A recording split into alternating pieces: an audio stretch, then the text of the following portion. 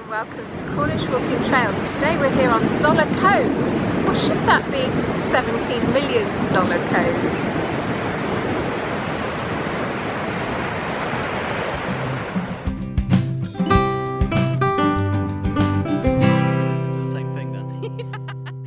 Today to tell you the story of a shipwreck.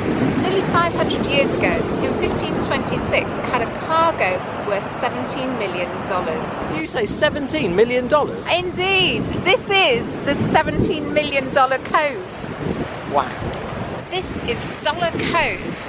It gets its name from one of the many shipwrecks that went down over the years on this beach, and you can see why. Look at these rocks, they are razor sharp. Dollar Cove is near Cornwall on the Lizard Peninsula in Cornwall, England.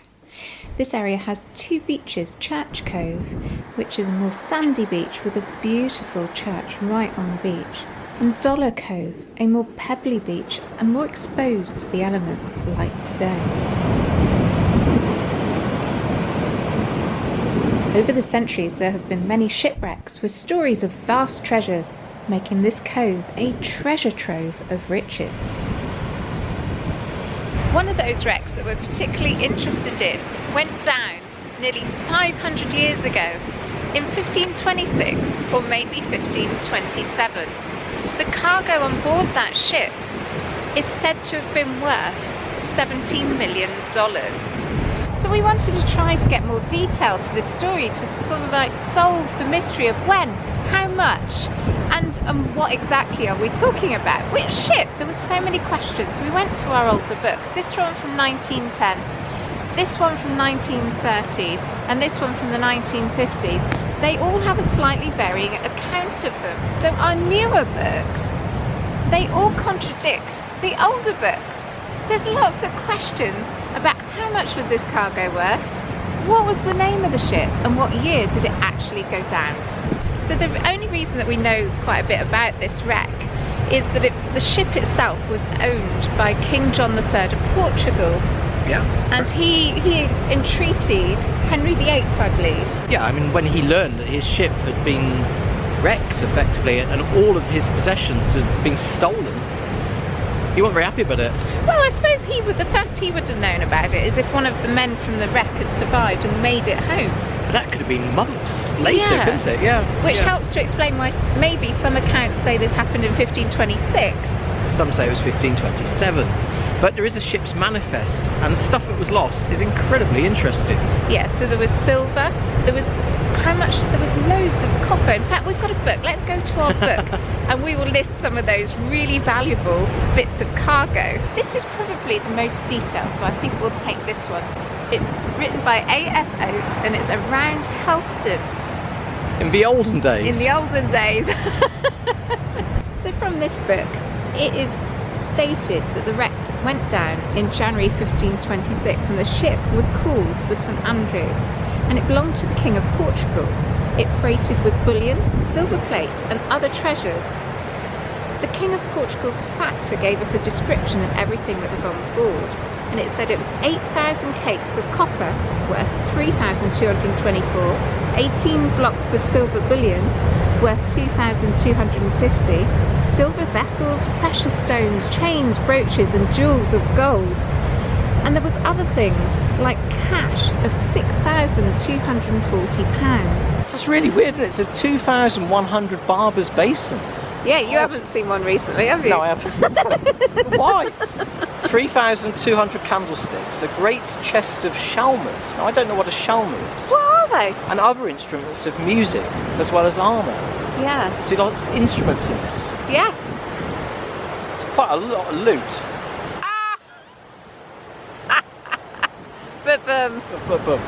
All of this came to a total value of £16,000 at that time.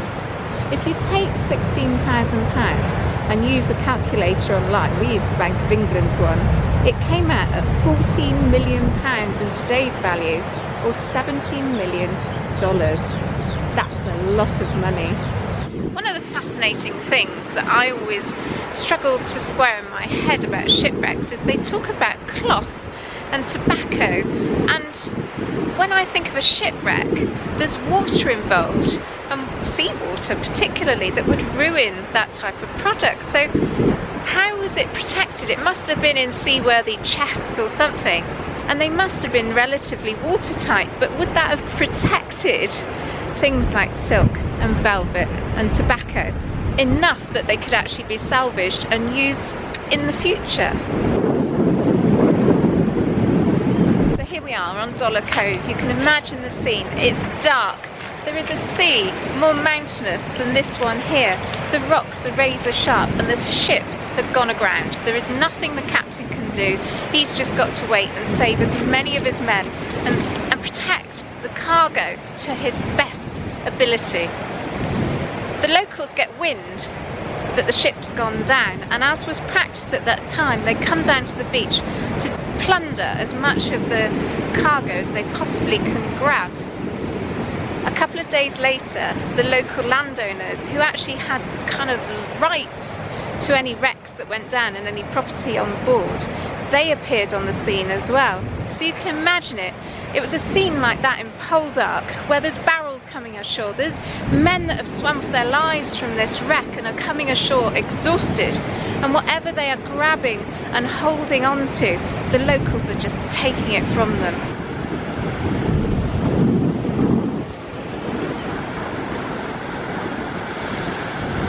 Just to paint a picture of what these poor men who'd swum ashore from the wreck would have encountered, it describes the locals in this book in nooks and crannies from about 1910.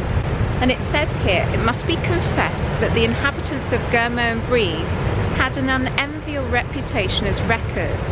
And in quotes it says, God keep us from rocks and shelving sands and save us from Brieg and Gurmo men's hands. So to have it in verse, they must have had quite a reputation.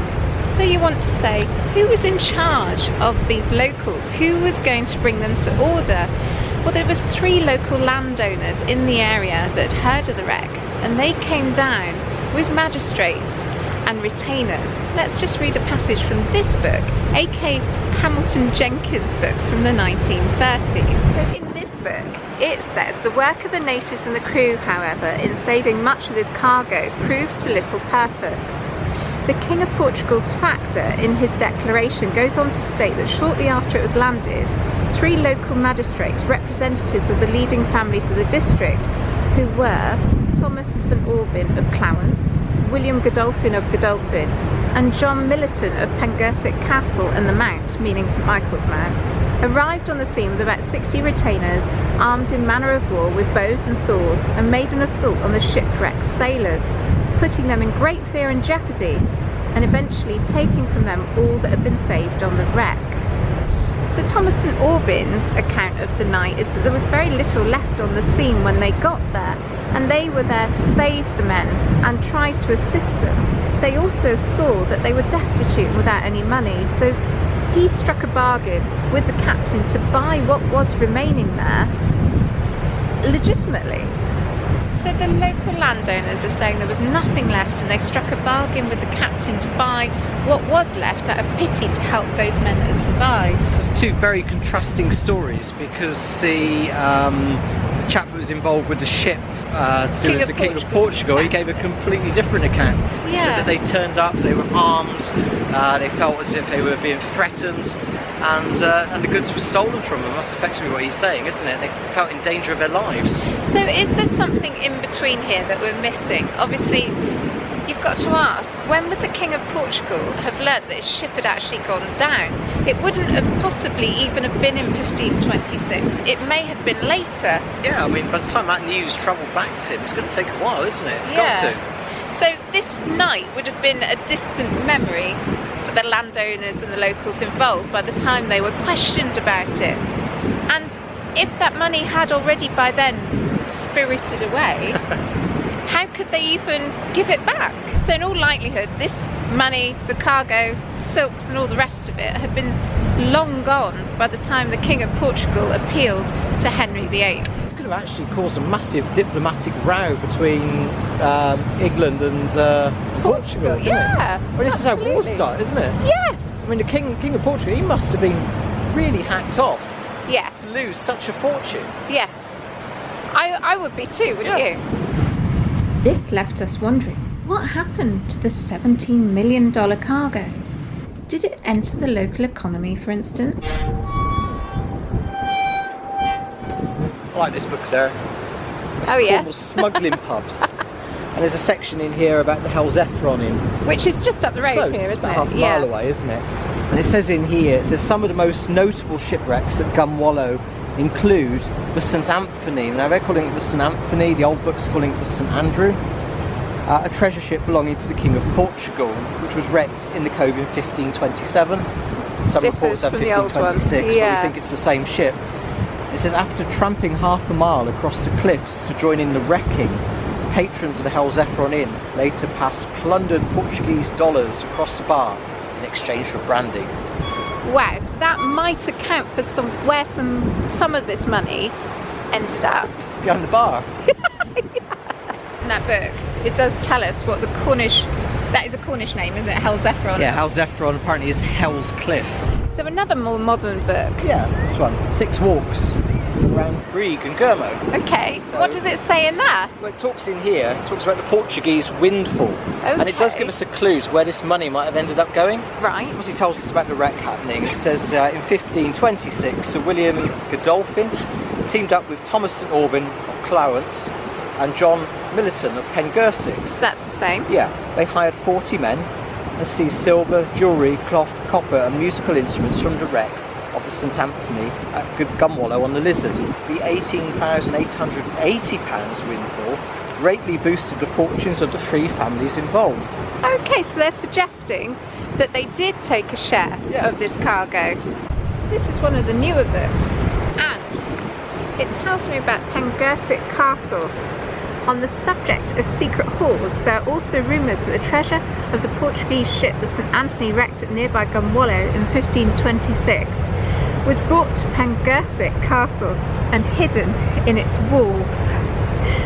Some even claim the treasure is still there today, and the ghosts of the crew and perhaps the thieves who took the wrecked cargo may still haunt the castle, looking for their riches.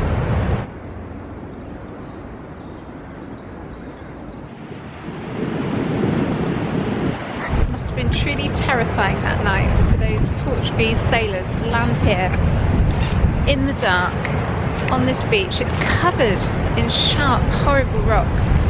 You must have been battered, and then you come across this marauding local crowd baying for the goods that you've just had to abandon on board the ship. I would have been terrified. You didn't speak the language, didn't know actually if you were going to die.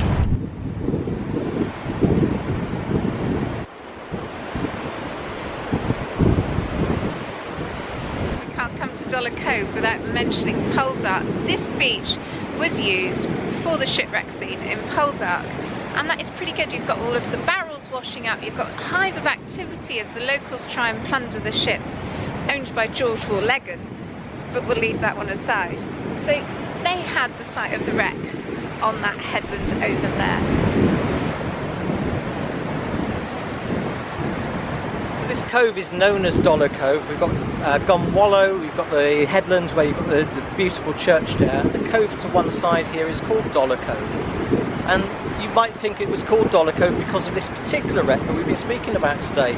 From the information we've looked at, it seems to have been called Dollar Cove after that event. And there's a lot of shipwrecks that happened in the 1700s and the 1800s.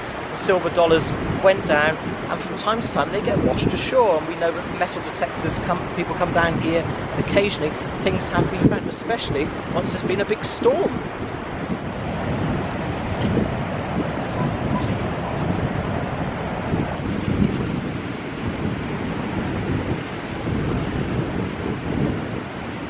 There's lots of rocks down here.